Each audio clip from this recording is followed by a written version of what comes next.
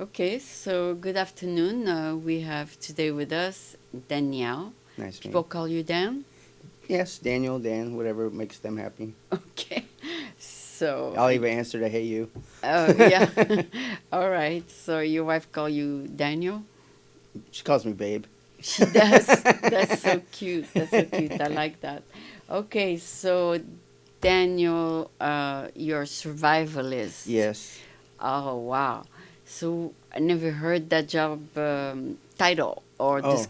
Oh, Does it actually exist? well, yes. A survivalist is someone that comes from a background that has put them into that. So survivalist isn't something you go to the college university for to become that with a degree. Or you It's become one? you kind of become one through a collection of life experiences, training, and knowledge that you possess through that walk of your life. So, how I became a survivalist is that when I was growing up, I was in Boy Scouts. Yeah. When I You got had to learn the survival skills? you learn your outdoor skills and getting along with other people outdoors. And then my dad was a scoutmaster. Then I joined the military for a few years, and as a cavalry scout, which is kind of reconnaissance, so using weapons, tactics, train association, map reading, orientation, and Mm-hmm. getting around nature. Um, and then I got out of the military for about 6 years and got into law enforcement. Um, then we had some events in the United States that occurred, and I felt duty bound to go back and serve our country a little bit longer. So I did 11 more years. Oh, where? In Um, the military? yes, I went back into the Army. So I left my law enforcement career to go back and serve, and I did 11 years of active duty there. So a Wow. combined total, I have like 18 years in the Army. Oh. So a lot of people are like, why didn't you stay in for 20? Well, by the time I was on my last year in the Army, I Yeah. had already entered the public arena and became a public figure. Okay. And I was self-employed. I had already built my brand, and I had already started doing movies, television, and I What do had you my mean own. you build your brand? People know you by what you can do in front of the camera? Yeah. And also I have my own talk show on iHeartRadio. Oh, so you combine them both. I do all media. So I do, I use social media for exposure, Mm-hmm. outreach. That's how we met through Yeah. LinkedIn. Yeah. So Yeah. I built a very successful LinkedIn Profile. profile account. Has like 17, almost 18,000 followers on it. Wow. Yeah. And people call you to appear in their movie? Movies, television shows. It depends. You never know how you're going to reach somebody, but many opportunities have come to me. So I've done Discovery Channel. I've had offers with other networks Wow. to do survival related content. So part of what really sets that apart is I write articles. Mm-hmm. I do those talk shows on survival topics, and so I always try to stay with what's relatable to what's going on now, because survival doesn't just involve being out in the wilderness. Survival could be medical, Oh. which is the hardest type of survival. So you actually do those things in life? Yeah, yes, yeah. I go out, I do everything. So But um, who, besides appearing in fictional movies, who is your actual employer? Self-employment? I'm self-employed. I'm Oh, completely so you branded. take a contract Yeah. and you go do Yeah. survival skills? Yeah. Well, I have a talent manager. Pelican Point Media is my talent representative. Oh, My okay. actual manager is Okay. the wife. There's Surrey, And they send you on Ike. Yeah. jobs. Yeah. Yeah. So, well, they'll put out. Sometimes they try to get me. A Uh, PR yeah, whatever comes away. But announcement. most of the time, I generate my own stuff. Like I met you, and we just went straight ahead, and I liked what I saw, and I did that. But if have my representatives will be, well, look for me this like this. So there's there's uh, the Matrix. Yeah. They're doing a Matrix here, filming in San Francisco. Wow. So I told my manager, get me on that movie. I want to be on that movie. And oh wow. So, that's not to say she's going to land it, but She's I gonna have sick try. the wolves on it. So we'll see if you might be Yeah, and watching you me in can the put that Matrix. interview on your social media. Yeah. So we'll Something see what like that, happens. right? How are you going to succeed if you don't try? You gotta be out there. The biggest part of success is trying, and repetition. Yeah. And even when you fail, you learn. So you don't really fail in the end. It's But just a you get learning keep thing. on You trying. just keep trying until you stop failing.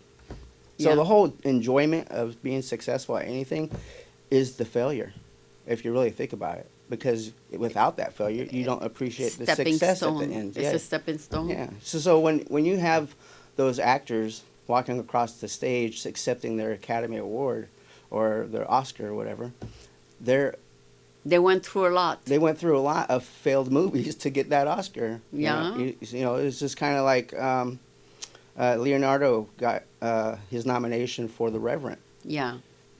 He did the Titanic and didn't get an Oscar for that, Oh, okay. but he got one for. You gotta keep on trying. Yeah, so it's just got to keep trying. But when you get it, you really appreciate the recognition from it.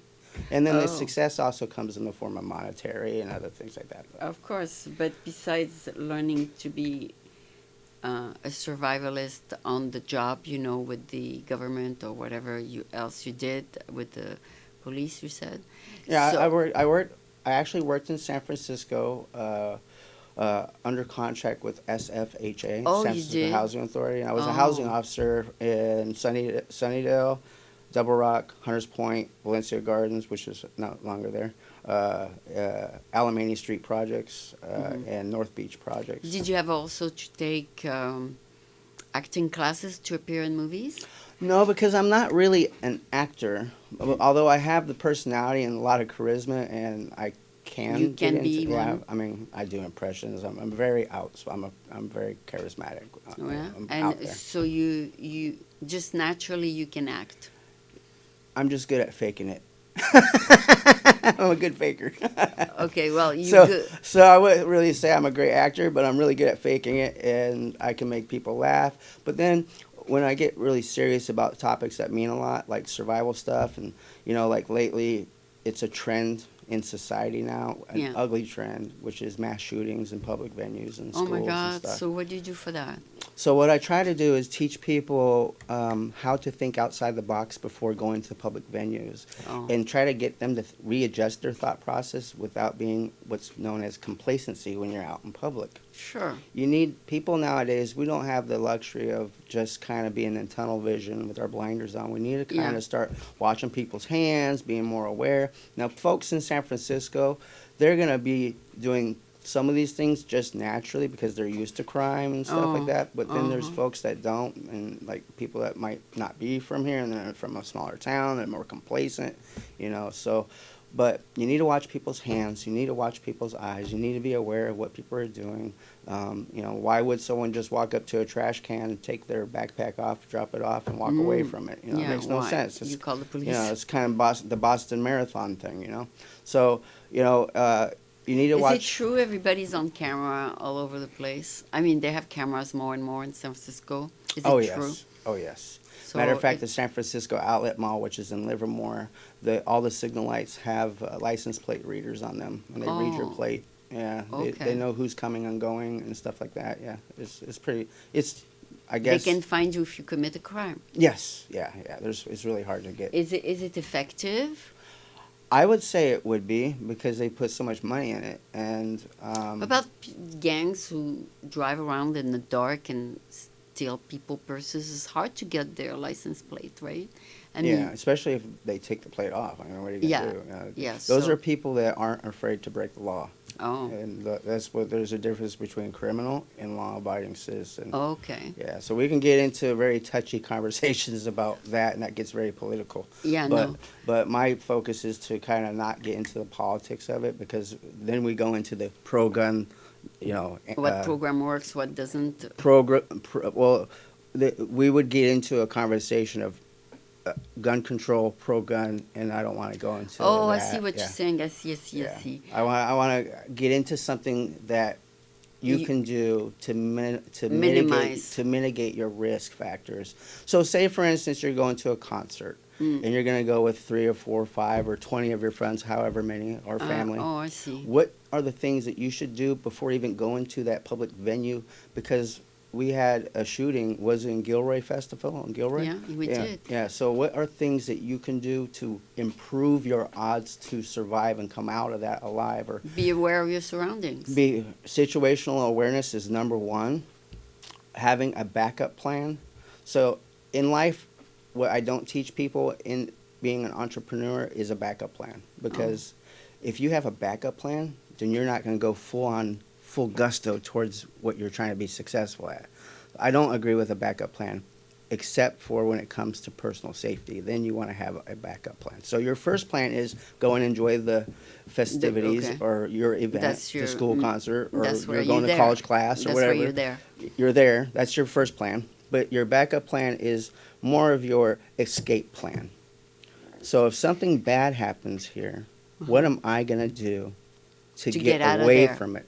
So we know that in an active shooter scenario, we have three choices. We have run away, we have hide, and there's things that you can do if you have to hide, and there's things that people need to be aware of, and then there's fight. That's the last option. That's fighting for your life. I have no other option otherwise. How about the people who play dead on the floor? That's Not good. That's not something I would be like that. That's not hiding. Oh, That's not running, and Oh. that's not fighting. that's Yeah, pretend so, to yeah. play dead. But if you're in a position where you can't defend yourself and that person has the jump on you, then you have to decide: are you going to be a victim, or are you going to be compliant? And you have to evaluate. And the only thing you can really do is determine that person's behavior. And has that person already shot somebody or not? Have they shot warning shots in the air? Have they pulled the trigger yet or not? I mean, are they just showing force? And so you really. So who do you train? Hmm? I mean, as a survivalist, you train group of people. Yeah, I train either in person or I train through media like this. Like today? Like today. Yeah. I'll do demonstration training like when I appear on a television show. Okay. Like when I did Ultimate Ninja Challenge for Discovery Channel. You show them what to do. Except for that was a scenario-based thing. But like say, for instance, we're going to go fishing. Like how do you go fishing? Or we're going to build a shelter to survive out in the woods. And how do you build a shelter? So a lot of on-film camera is demonstration. Radio is obviously audio and talking points. And then I try to give reference material to them so they can go look up stuff.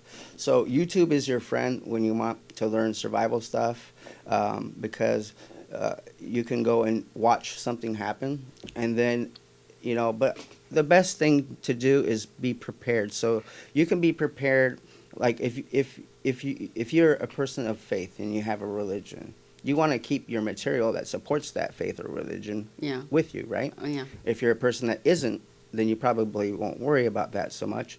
But you have something that has a higher power, so it might be instead of a Bible or a Quran or a Quran or whatever, you have a book on how to Make Friends Influence People by Dale Carnegie. Something general. Or The Magic of Thinking Big.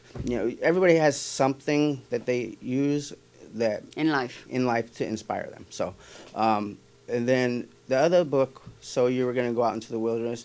I always keep a Bible and I keep a survival handbook whenever I go out. Not because I don't know the knowledge in that book, but it makes it quick to reference. Is there such a thing as a survival handbook? Yes, there's many survival handbooks out there.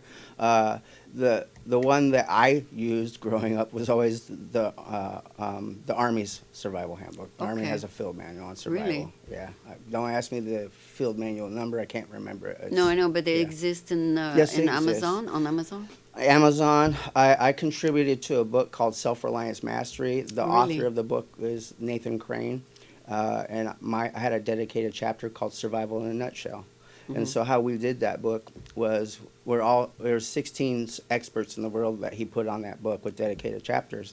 And how he conducted that was we did telephonic interviews, and then they took the recording. One of yours. Yeah, they took the recording of our interviews, transcribed it back to print. And so what did you talk a about? Which kind of survival did you talk about? That is kind of like survival in a more general sense. more like an introduction in the psychology of survival. Okay. So being properly prepared, having a survival kit, 3 day supply of food and ration water. Oh yeah, basic Yeah. survivals. Medical Most people stuff. don't have the survival backpack. No, and everybody should have what's One. called a bug out bag or even a first aid kit. And I have that, yeah. but I don't have the backpack to run away from the house with. and like a few days supply of water. And you want to have 3 days supply of water to a week supply for everybody. Especially if you're going somewhere or in your home, your office, your vehicle. You should have water. Yeah. So the ideal way would be you have a survival kit for your place of employment. You have a survival kit for your modes of transportation. Mm. You have a survival kit for your vacation place if you have a home or wherever. Okay, so you should have a plan just in case. Yeah, you just have a plan because it's better to be safe than sorry. And So water, backpack in case you have to run away. well, yeah, I mean that would be called egressing, and there's nothing wrong with running away from danger. So Yeah, no, I mean earthquake, you need to run away. I mean you're not gonna stay inside the walls. I mean, well, in an earthquake, that's a natural disaster, not a man-made one. So Oh, okay, that's you a can't different. there's no control over it. There's no warning signs. Sometimes it just happens. So It just happened, but you do need water. you're going to need to have those survival kits. You can't rely on technology to always succeed. You have to make room for technology to fail. So even though we earthquake and retrofit and all that stuff, nothing's 100%. So Safe. yeah, nothing's 100% safe. They say you should always have a radio in case the power goes off on Yes, your they phone. do. They actually, you can go to Lowe's or Home Depot or And get one of Amazon. those high frequency radios. They have radios that you can use that are wind up. There's no battery needed. It has a Oh. flashlight on it. It has emergency strobe lights on it. It has an alarm on it. It has a clock radio on it. You can tune into local radio And stations. you just wind it? You just power it up by winding it, and you don't have to buy batteries for it. I mean, that's a very handy thing to have. And the cool thing is, if you have a family, everybody needs to know where these Where you supplies are. are. You need to make sure that people know how to use the radio and tune it in and things like that. So everybody should have like family You drills. should always have a candle in case there's no light. Yes, you want to have a light source, and that's a good point that you bring up. So you want to have candles, maybe a lantern. They have propane lanterns and stuff Oh, like yeah. that last a while. But anything that has a fuel source is going to burn out. So in survival, Battery is going to run out.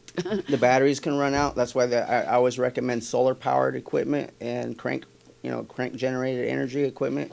And then also the other thing is having bushcraft skills, knowing how to start a fire using the bow drill, hand drill, fire know how plow, to do fire that? thong. Yes. So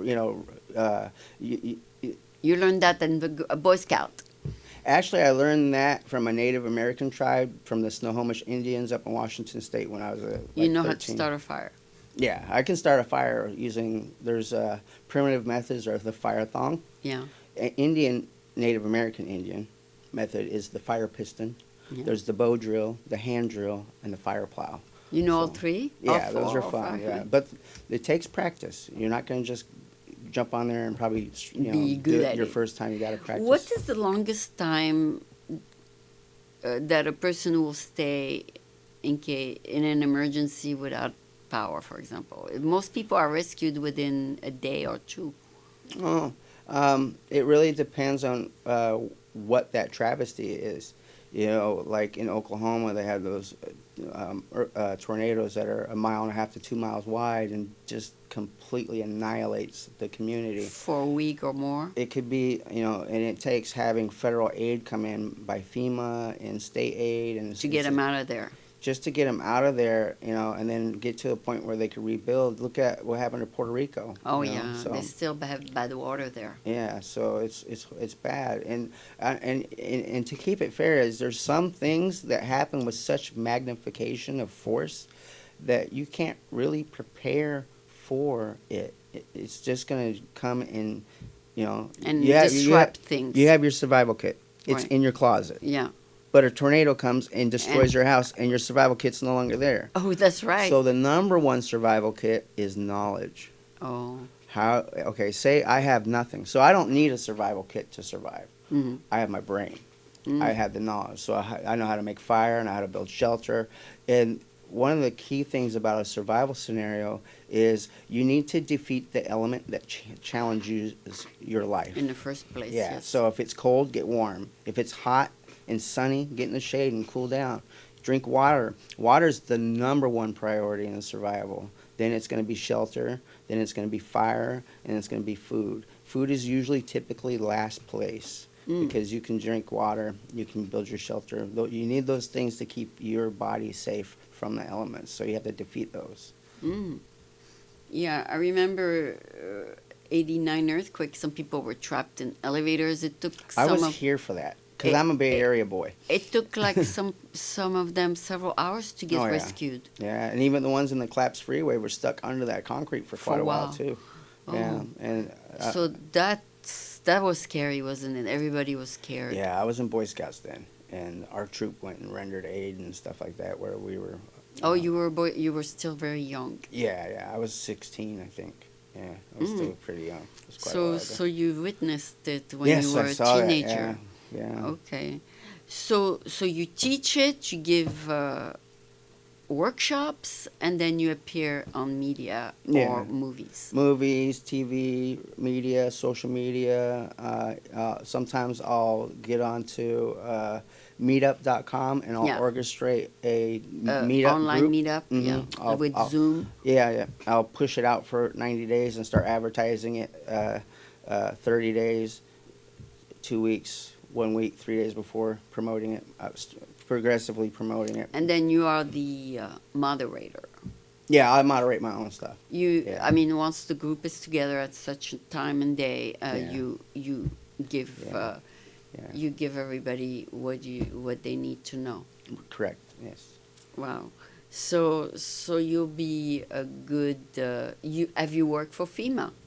No, I have not. The only government work I've ever done was working for the Army. I would work with any organization. I would even go out and train search and rescue teams for county search and rescues, where I know I can go out into the wilderness, I'll never get lost. So I can go embed myself deep where the average person might not be able to, because I have developed my skills. I can look up at the sky and tell you where we're at. I can tell you what time of day Oh, it is. just you by know, looking up. Yeah. you know if you're west or east or south. Yeah, I can just tell by looking at the sky.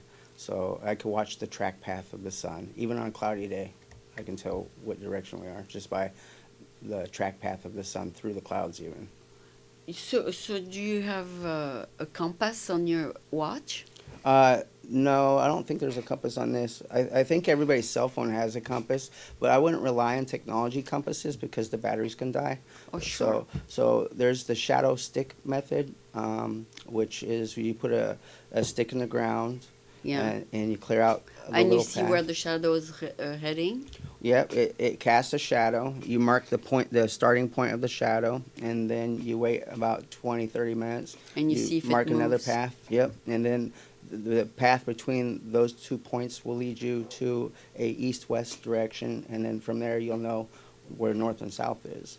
Oh. Yeah, but I can do that without using the shadow. I can just look up at the sky, watch the sun. So there's a trick. You go like this.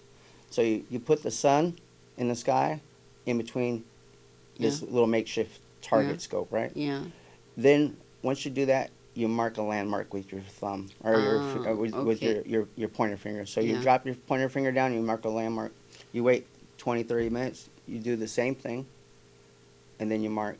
Again. And then from wherever that first landmark is to Yeah. the next landmark, Yeah. wherever that ends up being, that's the same theory of the shadow stick method. So you don't really even need to put a stick in the ground. You just go like that, boop, drop it down, mark it. That rock right there is my point. Wait 30 minutes, drop it. All right. That log on the ground is my other point. From here to there, I know that that's west. I know that that's east. I know that's north, and I know that's south. Oh. Yeah, okay. so it's real simple, but yeah, so it's just It's a hasty way to do it. But if you want more precision, so those are for cardinal directions. And there's also being able to read the terrain around you. So we all know that out in nature that there's bodies of water, there's streams, there's creeks, and there's rivers, and that water always flows towards the biggest body of water. So, and when you will follow the path of water that's moving, they always typically will lead you back to civilization. Oh, good. Yeah. Good. I saw online they have now a new battery recharger that would recharge your phone with the sun. Yes, those are great. They sold out. They were so popular. Yeah. But I heard Yeah, I was sponsored by a company called Goal Zero Solar, and they would send me their products in the mail. So you can show it to people? Show it, use it, give a review. And I really love their product.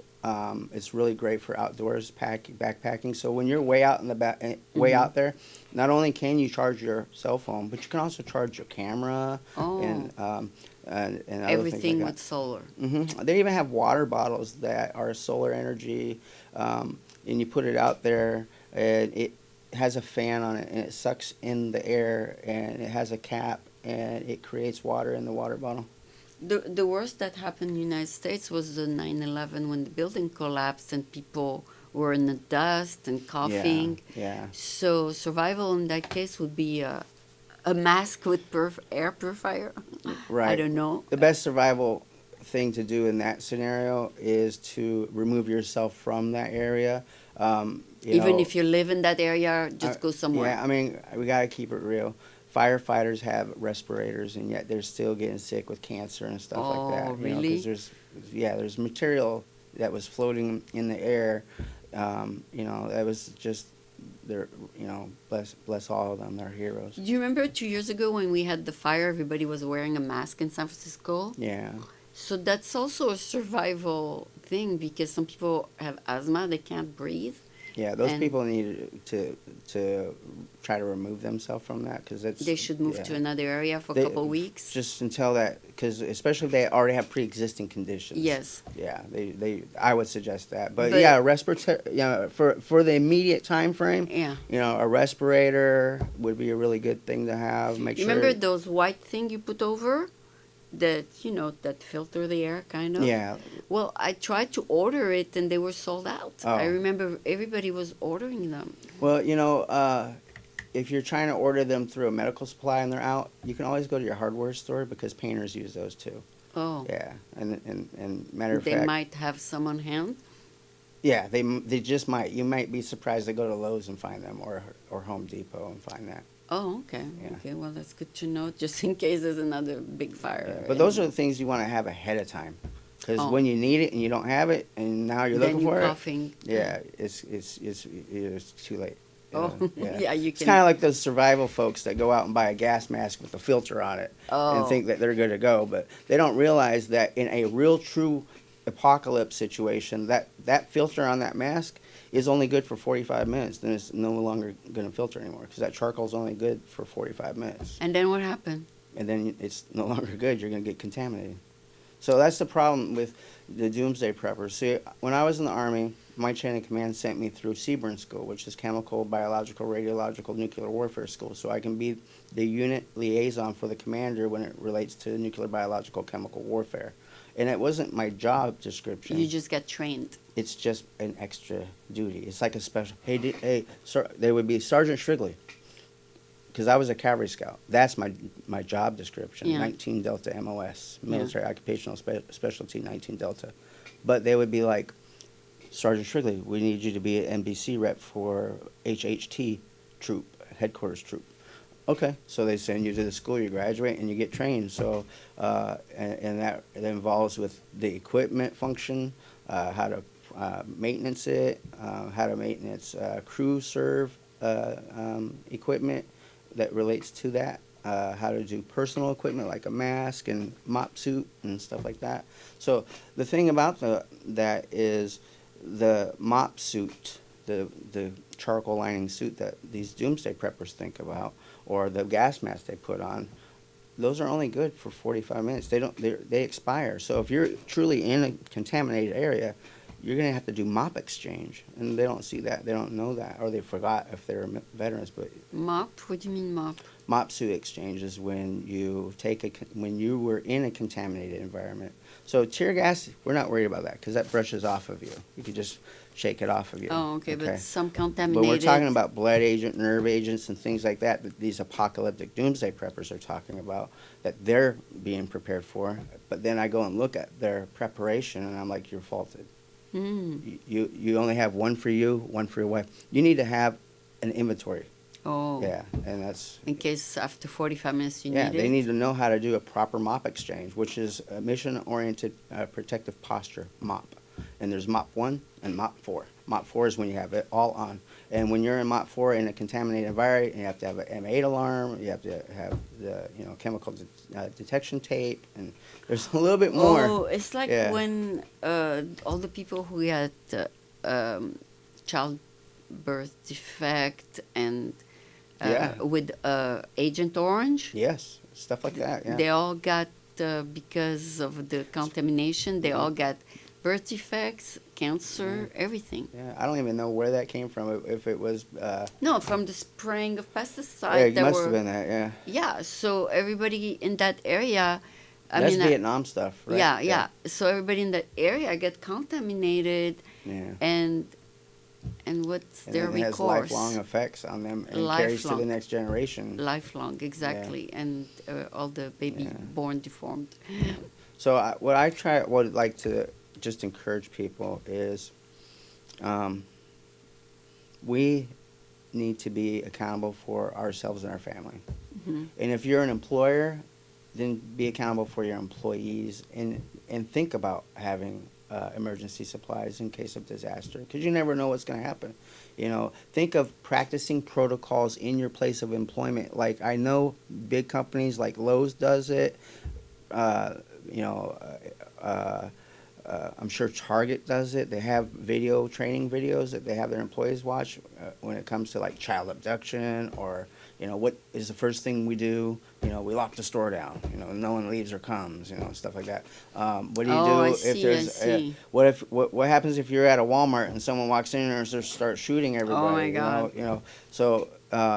That's what they do in school. They train kids to go under the tables. Yeah, but adults need to train too. And adults and employers need to start training that. Oh, really? Because that's going to be what saves lives. So, if you have a predetermined escape route, so if you have a protocol, then you have something to refer back to other than just being surprised and not know what to do from there and panic. So what's going to happen in situations like that? People are going to panic. But if you educate someone on what to do before that happens, you limit their chance of panic, and you make their... you do a drill. A drill, yeah. Like remember back when we were in school, down the stairs and they'd make us get under our desk, and they in case there was an air raid. Yeah. Remember that? And also for elevators, when the elevator shuts down, you take the stairs. Right. To the next level, and then you can... Yeah, you never want to get into an elevator during a crisis. You can get stuck there. You get stuck there for a long time. Yeah, so... we do the drill in the high rises. And then the other thing is people need to work together and not just be about themselves either. So, of course. Especially, if you're an able-bodied person, you see someone that's handicapped, you're going to run down the stairs past them instead of help them get down, because everybody needs to work together. So if you see one person but there's 5 of you, what's stopping 5 of you from picking up one person? You're going to lose no momentum, because you're going to all 5 of you pick the body up. Yeah. And you do a litter carry and carry that person out of the building. That's if it was important. one person struggling, it might take them too much. Too much. Yeah. Many hands make a load light. Let's just say that. But people need to think that way, and people need to be comfortable with that. Oh, okay. So most people panic and just go. I encourage everybody, go take a CPR class. Go learn how to put a tourniquet on. Go learn how to do a compression bandage. Go learn how to save a life, because that's my calling. My whole function in life is to save lives by educating masses. in teaching the masses how to do that and saving lives and spiritual lives, because I also I do took some ministry. the Red Cross CPR class, but I forgot everything. I mean, the Well, one where you that's pump why the. that's why you have to do it every year, because they also come out with new techniques. When I first took my first class, they told you put your mouth over Yeah, their yeah. and, What and do blow. they do They now? don't do that now. What They do they don't do do? that. They changed it up.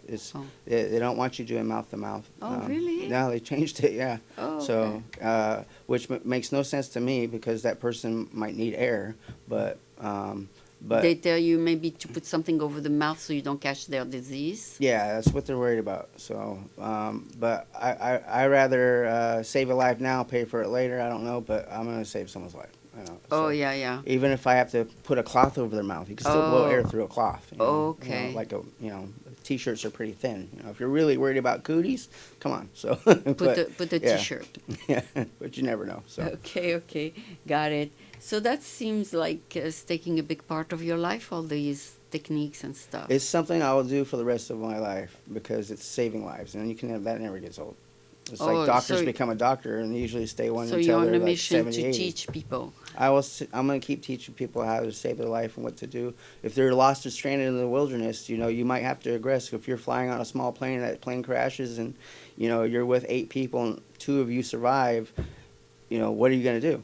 Oh, Well, the so first thing we teach is stay by the aircraft so search and rescue can find you. But if they don't ever show up, you're going to realize there's going to come a point in time where you have to to survive. do self-rescue, and you're going to have to save yourself. Ah. And you're going to have to realize, well, which direction do we need to go? Oh, You so know. you teach them that. Hmm. Oh, You're so, out hiking. You're going to get lost. People get lost in Yosemite all the time. okay, Yeah. and then you got to teach them how to get oriented. Well, what I'd like to teach people is, one, how to get found first. Oh, So signal and communicate on the high ground.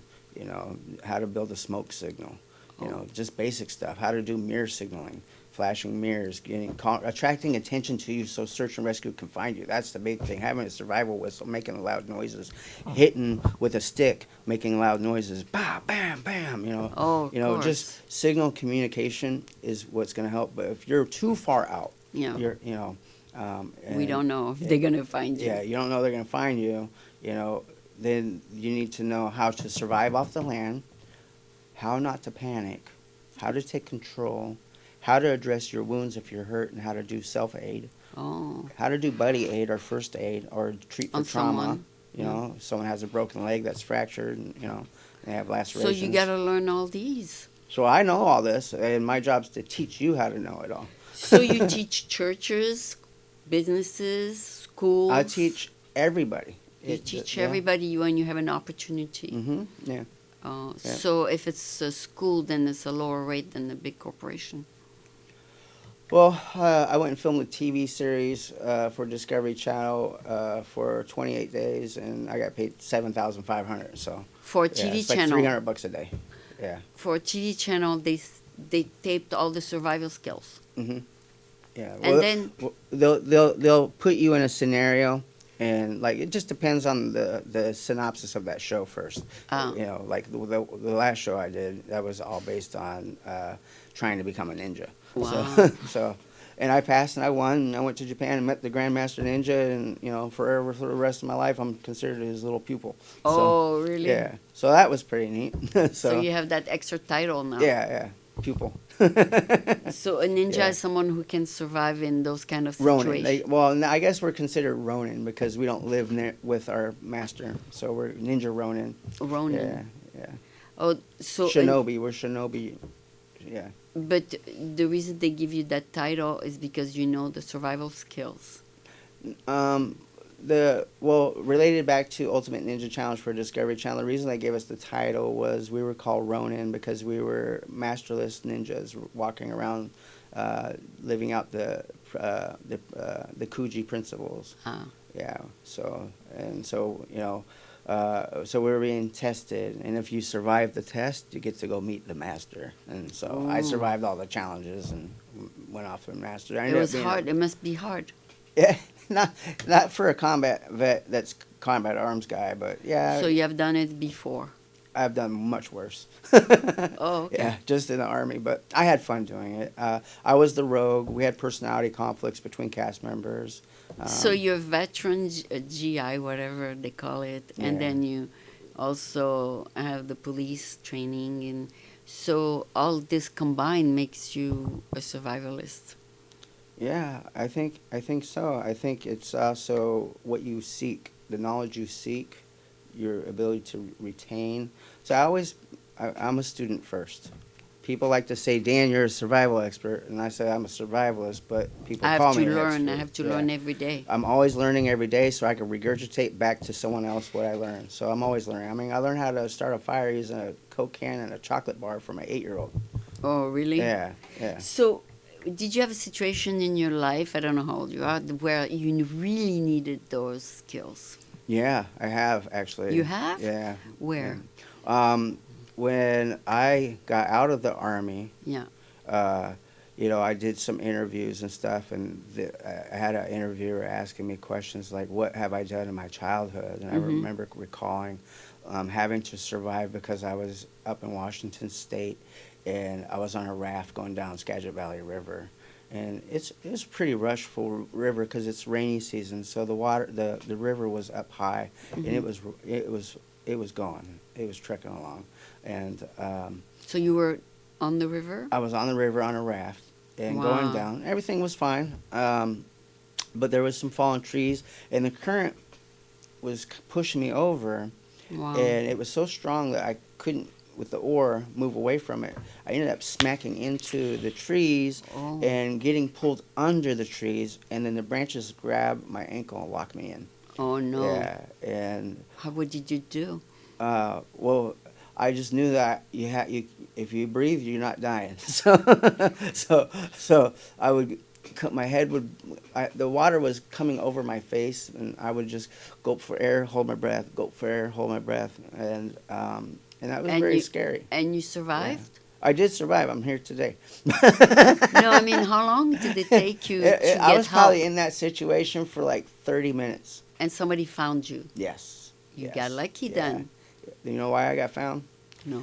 Because my raft was bright orange. Yeah. Oh, that's a good Yeah. way to be Yeah. noticed. Yeah. And So I had, somebody saw it and say, "Oh my yeah, God, a guy something!" was fishing. He saw the raft, and he goes, "That wasn't there earlier. That bright orange wasn't there earlier," because he was fishing. So And the raft was empty. and the raft was empty, but the raft wasn't there, and he was like, "What? Something's not right about that." Oh, Yeah. So so he found you. Kind he Mhm. looked for who was on yeah, that raft. yeah. He says somebody just crashed that raft, and Did you give him a I reward? gave him a big hug. His name was Nate. But he saved your life. He deserves also a reward. Yeah, yeah. I think I was 12. Oh, Yeah, that's young. yeah. This is my That Huck Finn story. yeah. At that Yeah. age, you give whatever you can give, right? Yeah, yeah, And you gave a hug. yeah. Well, I think he knew me from before because he fishes often. He was a retired guy, Wow. but he always sees me playing out because that's where I kind of grew up. So I grew up between two parents that were divorced. One parent was in Washington, and my dad was in Hayward, Wow. so the East And Bay. so thanks to that being saved by that guy, Yeah, now you made it a mission in your life to help others. yeah. Kind of. Yeah, God put that in my heart. My Creator did. Yeah, because So that is my only calling, and if I keep doing that, I'm gonna be in good grace. So, yeah, because you get saved, now you want to save everybody. mhm, yeah, kind of like that. So I served in the Army. I went to Baghdad 4 times. I watched a lot of death and destruction over Oh there, no. and it's Disheartening. yeah, it's a horrible thing. So, and it's also a good thing on different ways, but not the war itself, but the relationships between American soldiers amongst each other. Some of the relationships we developed with some of the indigenous Iraqi people. Oh my God. But then there's the bad side of it, where people fight, people get killed, and watching car bombs blow up and stuff like that. I went back there not a months ago or two. I mean, there was some fighting there too now. Yeah, yeah. There's been activity there, and unfortunate, but the thing about it is, as a veteran, I'm speaking for veterans that Mhm. are here. What happened? is a lot of veterans, they get out of the military, they have been deployed overseas, but they get wrongfully stereotyped by employers or the public. Not all veterans have PTSD. It's very small. It's a very small number. So employers are afraid to hire them? Some employers and some just people in the general public just automatically assume, oh, you were a soldier, you have That mean you PTSD. cuckoo, yeah. Yeah, but that's not true because PTSD comes and it originates as a symptom of TBI, which is traumatic brain injury. Mm-hmm. And not every soldier has bumped their head or suffered a concussion of explosion to create that. So But some heard bombing. And just that because hurt you see them. something or hear something doesn't mean you have PTSD. post-traumatic stress disorder. Okay. Yeah, it doesn't mean you have PTSD. But why do they, after they see that, there's one suicide per Now, hour or something? Some people, when they see something and it's horrific, They don't want to live. it's okay to not like it. It's Oh, okay to not okay. like it. Mhm. But to have signs and symptoms of mood swings and stuff like that, and then have PTSD, there has to be a physical injury. Mm. It's not it's not because you witness something that you get PTSD. Because But, you can watch an armed robbery happen 3 blocks up the street in a shootout, and you're not going to go home and have PTSD for the rest of your life. That's And true. PTSD is curable. But if you're in a situation where you were in a concussion, there was a loud explosion, there was a shock wave, and or you hit your head really hard, you played football, you could have PTSD But I because don't it's know. an injury. Yeah, that's And one that's the part. problem with PTSD is Okay. it's mislabeled. They call it post-traumatic stress disorder. A disorder is something post-traumatic stress disorder. PTSD is something that you acquire through injury. Right. So and so it should be labeled. A disorder is when you're born with it. Mm-hmm. You're born with a disorder. Mhm. But an injury is something you acquire. So it should be called PTSI. Ah. But for some reason, they called it a disorder because a PTSD is curable. So it's an injury. Mm. And a lot of people don't know that. But they go see a psychiatrist. But the original source of PTSD, and they should see a psychiatrist. They should seek help. And veterans that are afraid to seek help because, I don't want to be labeled that, they have this false sense that going and asking for help makes them weak. Nah, going and asking for help only makes you stronger because you're going to get cured and never have to deal with this for the rest of your life. It's okay to ask for help. It's just like people with suicide. They're afraid to ask for help because they don't want the stigmatism or the embarrassment. Is there help in the Army to prevent suicide? Yes. The There Army is? really loves and cares about soldiers in all branches of service, not just the Army, the Marine Corps, the Navy, Air Force, National Guard, Army Reserve, But everybody. I heard Trump cut all the funding for a suicide hotline. I would say this. I don't do the politics when I do survival stuff too much, but I would say this. But does it help to have a survival hotline? I mean, a suicide hotline? Yeah, and you don't have. If you're a veteran, and for some reason I don't believe that the That would resources change are any- cut. I don't believe the resources are cut. But even if it was, the civilian sector has a lot of resources for you. Okay, they can so, always ask for help. Yeah, there's always help. You can ask your if you attend if you have a faith and you have a religious leader, go ask that person for help. Get help. Confess it. Don't be scared to admit it. And if you have someone in your family that when you go to ask for help, they're not there to help you, they don't have the That's time. not a good family. It's whether it's good or not, but they're too busy for you, Mhm. or they're not taking you serious call about seriously. it. They think you're just asking for attention, Yeah. but you really are serious about that. Call me. Okay. All What's right. your number? Oh, you're on LinkedIn, Daniel. Yeah, just look me up Shrigley. on LinkedIn. I have a verified page on Facebook. I have you just type You are in Daniel available. Shrigley in Google. And you your can phone find number me. is there? I would rather them inbox me and I'll talk to them through Messenger. And Oh. if I think that they need a phone call, then I'll give my number in private. Oh, Yeah. okay. Otherwise, I'll be getting my phone will just be ringing Oh, okay. because it's my personal number. But you want to say that just I in will case. point them. I will point them. See, an NCO in the Army, which is a non-commissioned officer, Right. or an officer in the Army, which is commissioned. Yeah. What we will do is we're not always an expert at everything, Mm-hmm. but we know who is, and we know how to get you to those people, and that's our job. So those who commit suicide are those who didn't ask for help. Those are people that may have not known their help was there, or it's I could say it's regrettable. I don't believe suicide is an unforgivable sin. I believe that it could be forgiven. I think that when you get judged in the end, God takes into accountability mental health.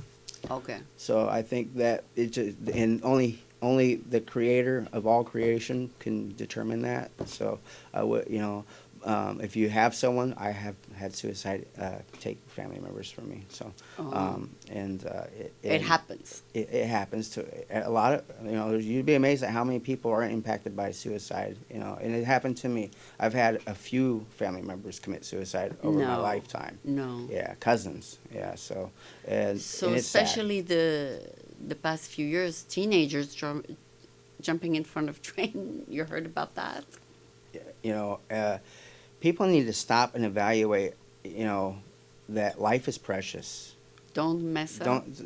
There's always help out there. And it doesn't matter if you fall on your face.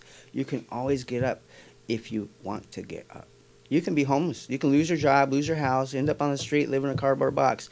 And you can go from that to making money, because I've done it. Oh, yeah? Yeah. 2016, I left everything, everything. And I went and lived on the street as a homeless person to see what it's like. To do it, yeah, and I did it, and It's I did hard. it. It wasn't hard for me because I had a purpose of doing it, but I had to live that same way. So I had to sleep behind a bush, behind a Safeway in Dublin, off of Tassahara. To see how it is to survive I on slept these there. conditions. Yeah, I did it. I did it for 4 months. Lived on the streets. I had to go find a job because the whole goal was this: how fast can I escape homelessness if I actually did it? And it took me 4 months. I ended up being self-employed, owning a car, and started doing Uber. Yeah. From nothing, from no bank card, no job. Went and got a job washing dishes at a restaurant, saved my money, went and got a gym membership so I can shower, and just eventually saved up my money and went and got a car and started doing Uber and making money doing Uber. So you are an actual example of survival. Whenever I talk about something, I put myself in it, so I live it. It's true. It's true. Maybe a lot of the homeless people out there don't have that skill that you have. No, and I don't anticipate everybody to have those skills, but me being a survival guy, I will go watch those homeless folks. And what do you tell them? I'll watch them. I'll observe them, right? And I'm learning from them at this point, because I'll be like, it's raining outside. This guy's cold. And I'll see he's got trash bags wrapped around his feet, taped around his foot, and then he puts his shoes back on so his feet aren't getting wet. Just little things like that. I remember watching a homeless man dumpster diving. Yeah. And I said, let me buy you food. He goes, why you need to buy me food, man? He says, I have more food right here than you do in your house. In the dumpster. Yeah. And he says, because this is day-old bread. These are day-old donuts. They just throw them away once they're a day old, but they still taste the same as they did yesterday. He says, bro, don't worry about it. And I'm like, but I never thought of it like that. I had to think outside the box. I had to let that homeless man teach me something. Okay. Yeah, and it worked, and it made a lot of sense. And I was like, if you're homeless, who wants to eat out of a dumpster? Probably not very many people, but if you had to, you'll do it. Yeah, you got to do what you have to do to survive, or you need to do what you have to do to not have to be homeless. So wow. Yeah, work hard. Work hard's the secret. Work hard. So you have all the facets of survival, whether you're in the wilderness, whether you're homeless, I can be in the jungle. I can be in the desert. I can be in. You learned it all. San Francisco. I'm there to do what I did, so that way. I can teach other people through literature, through video, through interviewing, on demonstration videos, on a television show, and I really love it. The number one killer on people as far as sustainment time. The number one killer for sustainment time in a survival scenario is isolation.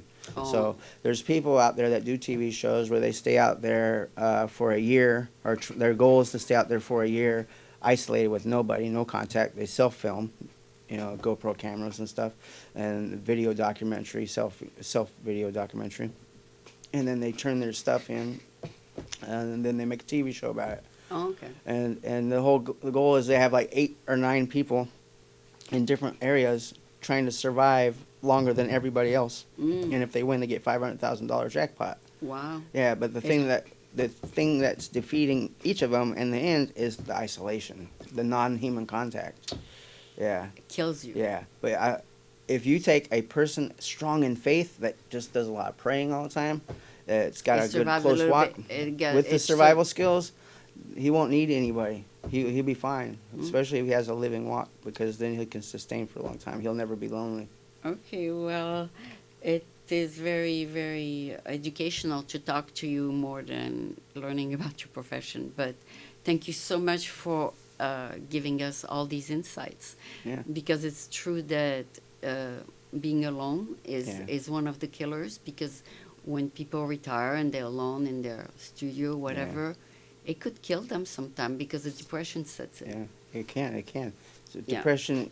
A lot of depression is, and there's always help for isolation and loneliness, and there's a lot of things. So there's Yeah. help for that. I strongly encourage people to get on the internet, Mm-hmm. go to Google, And or and get on connect or and get on reconnect. and get on YouTube and look up survival kits for 7 days Oh. and learn and look up things that you can do for a family with a family member of, like, if you're a 4-person family, 8-person family, 3-person, just 2 of you. Maybe you're just a couple. Oh, there's everything Yeah, there. maybe you're just a single mom and a kid. Maybe what's you're a what's the husband name and wife. of your channel on YouTube? I don't use YouTube for Oh, you don't that. put videos for that? I have some promotional stuff on there. I always take everybody onto my social media. So I have a Okay. verified page. With, Okay. if they type in Daniel Shrigley on So Facebook. you teach people through a podcast, for example? Yeah, I'll kick them over and they can hit my links that way. If Okay. everybody goes to Facebook, Daniel Shrigley, look Yeah. for the verified badge. Yeah. Because I have my private account, but that's probably maxed. But I Right have, now. but I have the public figure page, Okay. which is verified, so they'll know it's me. Okay. And then if they Then get on you there, send them to videos or to yeah, references. and then they can private message there, and and that always comes directly to me from there. Yeah. And then I have other accounts. I have TikTok accounts and stuff, and I have Instagram, and I have LinkedIn. You know, LinkedIn's a really great way to reach out to me, and I have a very vast network in film. Okay. I have famous directors and talent and producers and audio and The whole thousands. thing. I have 17, 18,000 people, corporate CEOs, the president of Bass Pro, so I'm connected. I have friends. I think I can't name names because I don't do that to people. But let's just say there's big celebrities on my LinkedIn account. Okay. Yeah. So. Well, thank you so much. Unfortunately, I'm at the end of my hour. It's 57 minutes, believe it or not. But it was very instructive. I appreciate you telling us I about had all fun. this. Thank you for having And me. you can post the video so everybody else on Yeah. your social media will learn too. I will love it. Okay, thank you so much. Thank you. One.